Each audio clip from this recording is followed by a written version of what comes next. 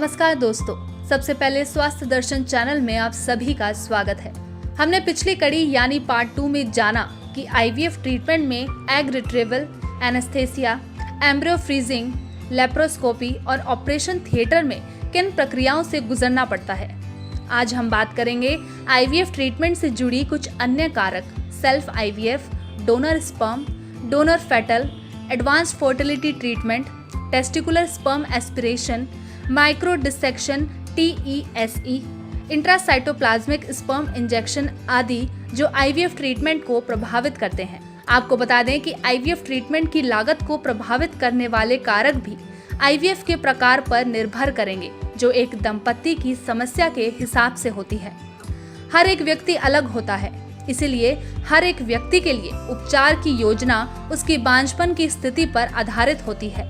आत्म आईवीएफ यानी self IVF, यदि आईवीएफ अपने स्वयं के अंडों और शुक्राणुओं का उपयोग करके किया जाता है तो लागत में उपरोक्त वर्णित आईवीएफ प्रक्रिया में आवश्यक दवाइयों और अन्य शुल्कों की लागत शामिल होगी। डोनर अंडे या शुक्राणु आईवीएफ, डोनर एग या डोनर स्पर्म के साथ आईवीएफ लागत अधिक होगी क्योंकि इसमें अतिरिक्त खर्चा शामिल है।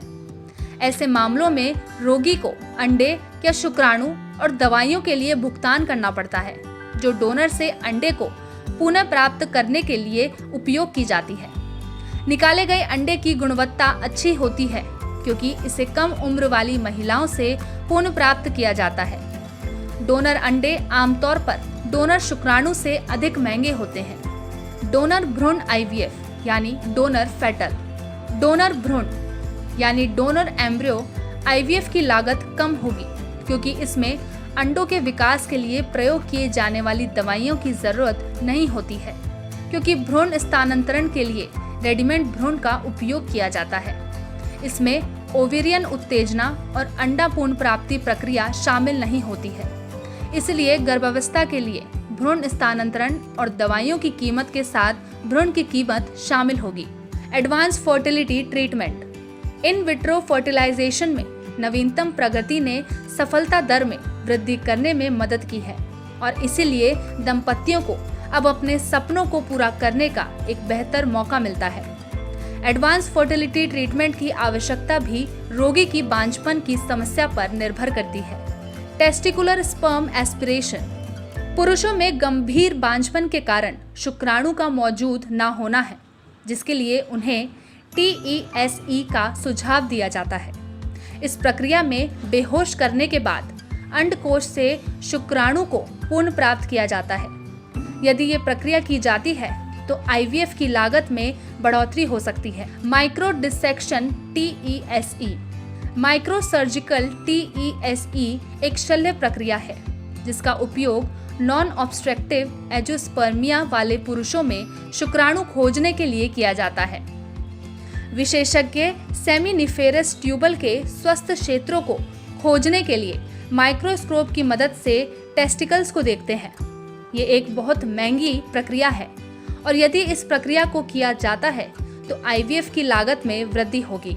इंट्रासाइटोप्लाज्मिक स्पर्म इंजेक्शन, कम शुक्राणुओं की संख्या, कम शुक्राणु गतिशीलता और खराब शुक्राणु की समस्या जैसे पुरुष बांझपन के मामलों में ICSI प्रक्रिया सहायक है। इस प्रक्रिया में एक अच्छी गुणवत्ता वाले शुक्राणु को सीधे अंडे के साइटोप्लाज्मा में इंजेक्ट किया जाता है। आपको बता दें कि प्रत्येक आईवीएफ सेंटर पर डोनर स्पर्म बैंक उपलब्ध होती है। डोनर स्पर्म करने वाले को हमेशा गुप्त रखा जाता है। इसका मुख्य कारण ये होता है कि ये प्रक्रिया बहुत ही प्राइवेसीफुल होती है।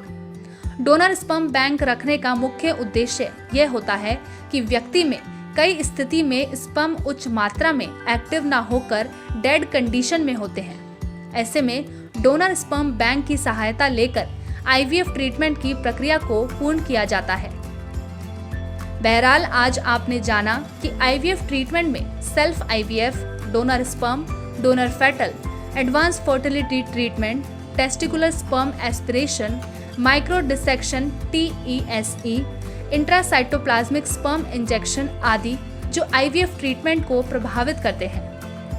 अगली कड़ी में जानेंगे कि मेडिकवर फर्टिलिटी के EMI विकल्प के साथ अब IVF ट्रीटमेंट आपके बजट में है या नहीं।